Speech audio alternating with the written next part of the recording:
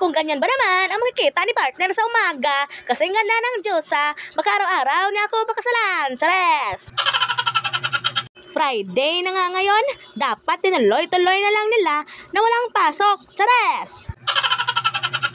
Magsayaw-sayaw muna tayo no, kagibitok ang mara nyo. Da, gigabaan, da, gaba! Hindi, na lang kasi, paliguan si Bunso, nagsayaw-sayaw pa talaga, mura jud kag butiti, day na.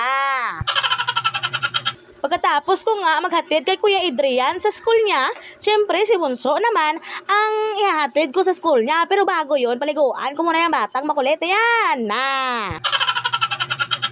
Oh, hindi ko na kayo isama sa CR ha, kaya baka makita niyo yung kalubutan namin dyan. Na.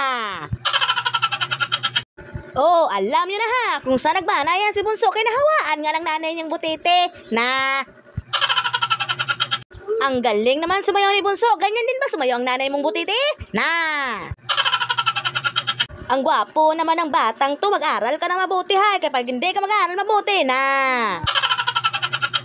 Ang sweat naman ni Bunso. Sana all sweat. Sana ganyan din sa akin si partner. No!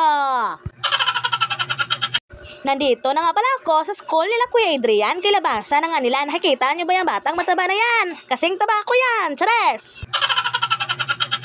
Ang poge naman talaga ng batang yan, oy. Siyempre maganda ang nanay. O wag ka na pumalag kay vlog ko to. Na.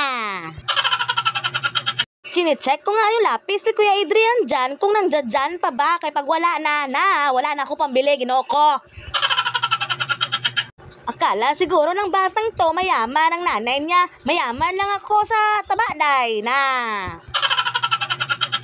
Tignan nyo naman yung pogi kong anak naman na sa mama. Magkamukha talaga kami. Huwag ka nang kumontra. Na. O siya, mga mare-pare, at kuya, hanggang dito na lang muna tayo na. Thank you for watching.